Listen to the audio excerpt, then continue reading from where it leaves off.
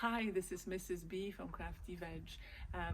Today is 7th of October and I want to welcome you to this lunchtime gardening session. I only have about half an hour for lunch today, and so I decided to get out here and do some gardening. My day job is mainly sitting at my computer desk, so I do try and take every opportunity to get out and get a bit of sun, get a bit of vitamin D whenever I can. And so recently I've decided that actually I'm going to see what I can do in just half an hour. So I will have a series of videos coming up where you can see what I have been doing in my lunch break in my garden. I try to grow as much vegetables and fruit as possible, purely because I'm kind of not very impressed with the quality of the produce that you buy in supermarkets, but also occasionally they're short of things. Like we've had shortages of random things like cucumbers and lettuce and peppers. The other day I couldn't find any peppers, so I thought that this is a good opportunity for me to learn how to be more self-sufficient. Now, I don't intend to live off the grid. I'm not going to go into that extreme. Now, I've been watching some videos out there for people who do that, and that's fine. That's kind of their way of life, and that's what they decided to do. But I live in the suburbs, and it's not likely I'm going to move into the country. So I've decided that, maybe this is my thing. Maybe this is what I can do. See what I can grow in terms of vegetables in my backyard.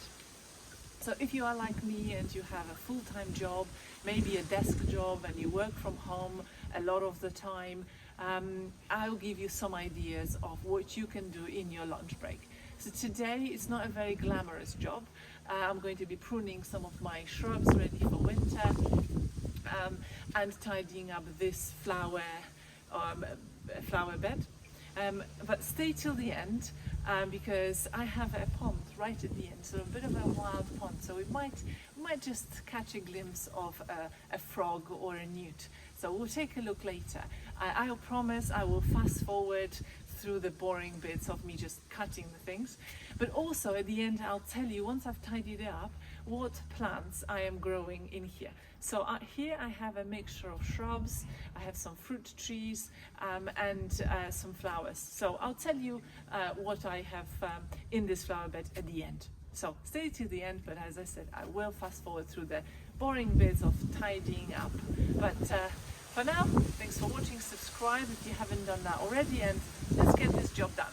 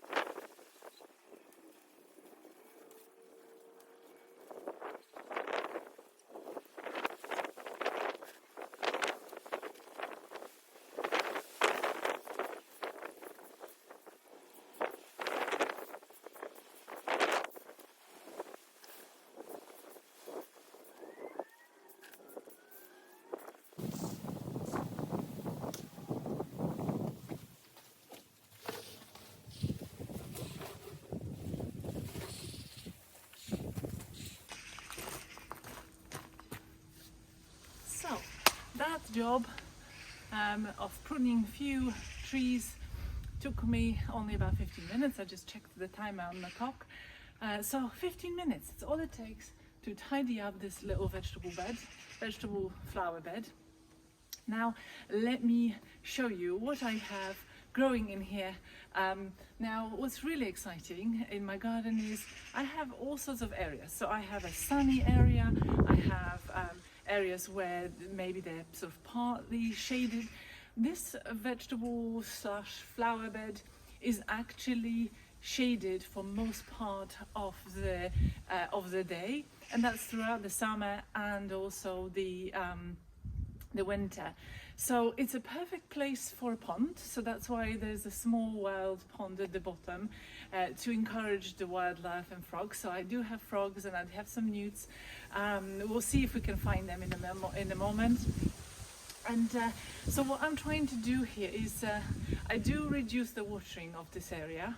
That's why I have a little tap over there for my watering system, so I'll show you that. So I can switch that area off, and then the rest of the garden continues to be watered, whereas because this area stays quite wet, and it's also heavy clay, which is very challenging. So to grow things successfully in here, it is a bit of a trial and error situation, because several plants I had in here I had to move into different parts of the garden because they were not doing so well. So I'm still learning what I can grow successfully in here. I don't grow a huge number of vegetables in this area, but I have some herbs which I'll show you.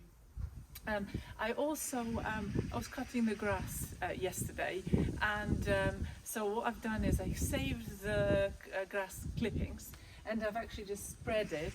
You can see the green stuff on the soil in here to try and improve the drainage and sort of help this area a little bit to get some nutrients into the soil. This will degrade over winter, and then it will be ready to plant, or to add the extra flowers or whatever I want to do here in the spring. So I think that's quite exciting.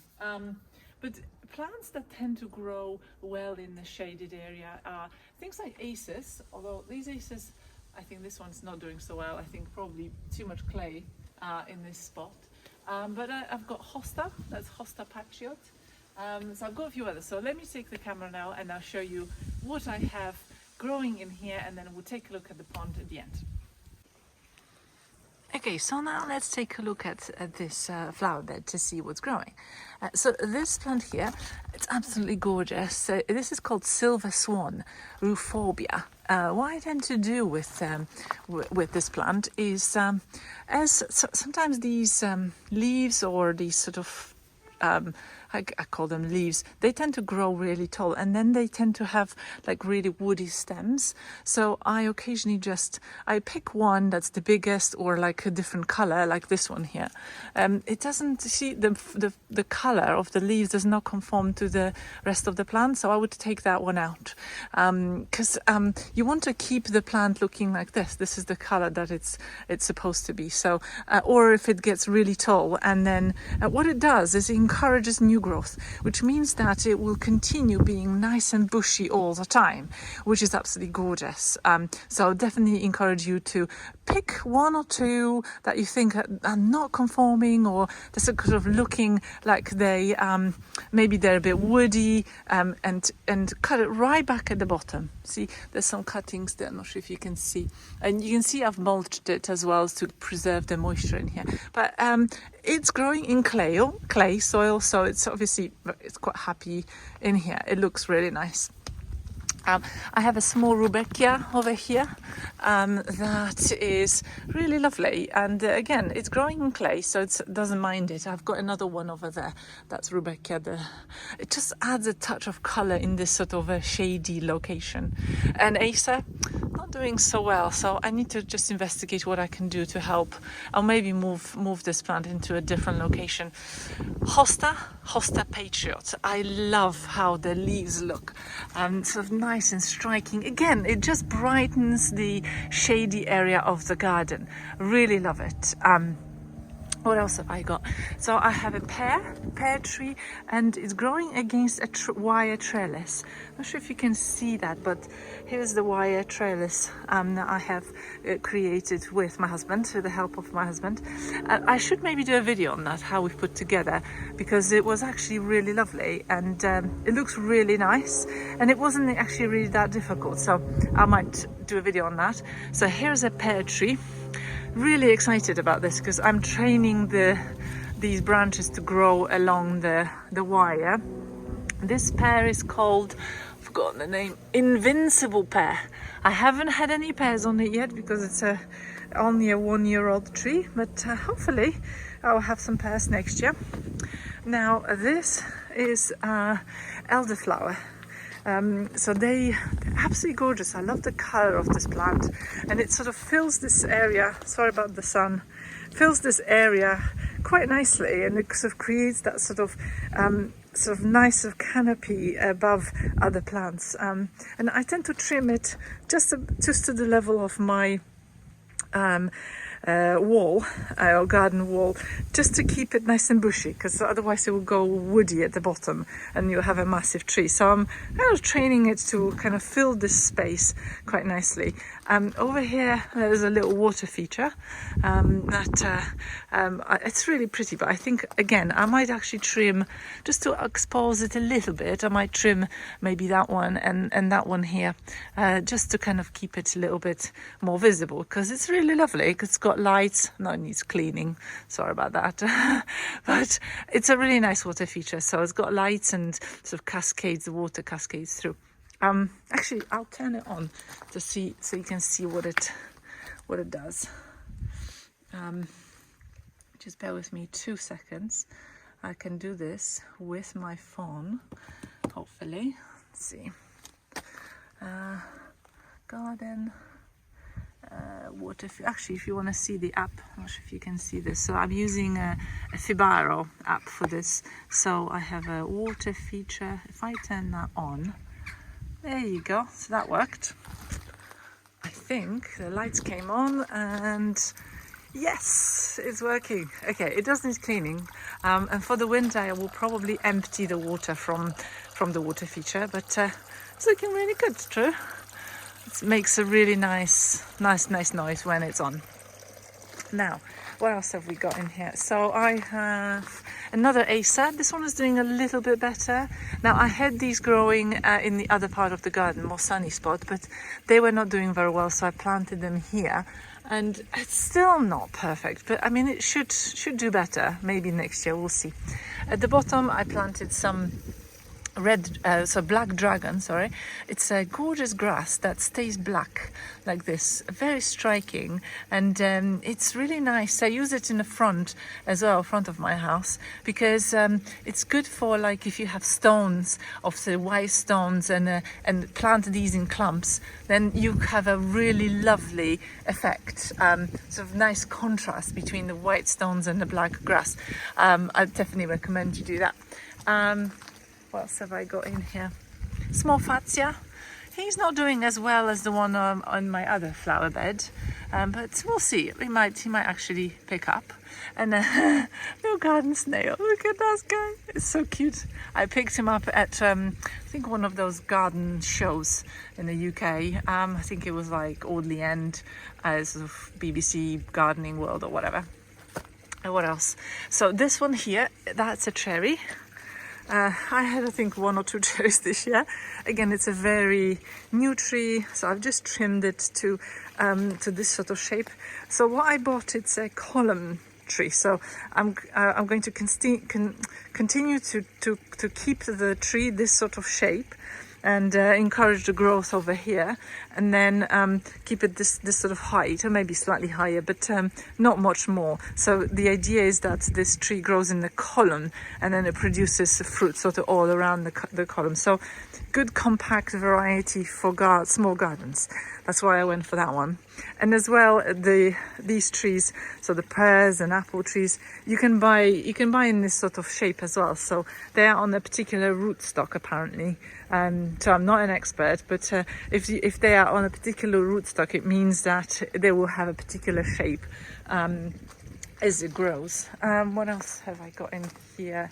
I forgot what this is called. Celix? No. This plant, you see it a lot in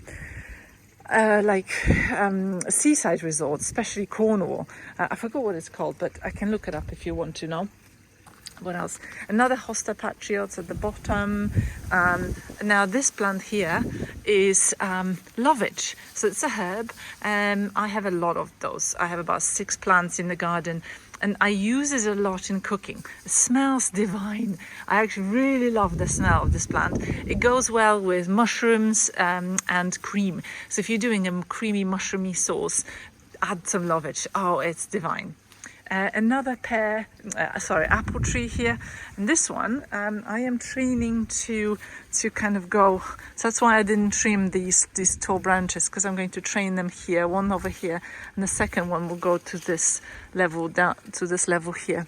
So and again here, this one will probably go here, and then I might train these, and maybe I'll cut this one a little bit more. So again, I'm training these along the trellis. But I tell you what, when I was pruning this tree, I noticed an apple. I actually didn't see this before. This tree was here for, I don't know, a year at least. And in spring, I looked at it and I trimmed it a little bit, and there was nothing here. So for the whole summer, I didn't know this green apple was here. I am so chuffed. I'm going to have my very first apple. I've never had an apple tree before, so I'm really chuffed about this. Big surprise. What else have I got? Here is an Acer. I really love this Acer. It's gorgeous purple colour, but it's a little hidden in here, so I might decide to move it somewhere else. But it's really nice, right? It's gorgeous. I love Acers. They just give that sort of a dreamy feel to the garden. Now here is another apple tree. This one, I think it's a sort of red apple tree. Again, I forgot the name, but if you want to know, let me know in the comments below if you want to know the varieties of these apples and all the pear trees and stuff, and the cherry. So let me in the comments below if you want to know, and I've got it written out somewhere. So again, I'll be training that apple tree, and I need to trim that a little bit more. So maybe that's a session for tomorrow, just to make a little bit more room here for the tree to grow, and I'll trim this little bush. Again, I'm not sure what that's called, but it's very vigorous. It grows like just crazy. But let's keep walking, and now let's get to the pond, because I really want to show you my pond. Okay, so now this here is my wild pond area. So to make to make frogs very happy, I have a special amenities. So I have a fellow froggy friend, just to make them feel at home. And I also have a frog house. I don't think there's some just snails in there. I don't want to disturb them, but let's just peek in to see if there's anything there. Any visitors? Any frogs? Let's see. No, I don't think so, but there's some just shells from snails. Maybe they had a snack. So frogilo, I bought this online, I think. So I have a little sculpture. So this is just a little stone that I put in here, and some ferns, and sort of a shade loving plants. Here's the fern as well in there, and then here's the pond. So it is a bit wild, I must admit, and you can see that I have some wild plants living in here. This plant here is actually mint. It's a water mint. Smells like mint. You can use it like mint. I mean, I tried it, but it's a little interesting. I don't know, it's hard to describe the taste of this mint. So yes, it's edible, but it's not quite the same as the proper garden mint that you can put in tea. But yeah, if I rub the leaves, the smell is like it's okay, I have a comparison. A toilet freshener, a minty, that sort of a toilet freshener. That's the smell of this mint. But obviously, my froggy friends must like it. Let's see if there's anything in the pond. A few other plants in there, but I kind of left it. I didn't really want to disturb them, so it's a little semi-wild. But and I also have a little water feature here, just to aerate the water and sort of provide that air into the water so that it's nice and clear. It's actually surprisingly clear. It doesn't have a lot of algae or green sort of algae, so I don't know, this ecosystem seems to be working. I'm not really putting too much effort into it, kind of left it to its own device. Frogs and all sorts of amphibians, they are very good for your garden. So if you have any room at all, like in a shaded spot like this, under some trees, so I provide some canopy. That's good canopy here and a good canopy from this wriggly tree as well, provides nice shady area. You can see that they're doing all right, and occasionally I find a frog here and there in the garden and I bring them over here. They sort of hop around, they eat bugs, they eat snails and slugs, so they are super beneficial for your garden. So if you have an area in the garden, this is a very small pond. It's not very deep at all, and you can see that it's about 50 centimeters across in both directions. So it is really small, but it's doing a job, and the plants are happy, the frogs are happy. I'm happy because I have less bugs and slugs and snails in the garden. I mean, why do you think the hostas down that way look so good? It's because the frogs hop from here, and then so I don't put any pesticides or any chemicals in here, so that they're happy. They have the sort of a full access to the whole garden. And these or logs, so this wood is not very high, so it's actually very accessible for them to hop out and hop back in, so they can come in and out as they please. So now back to the studio.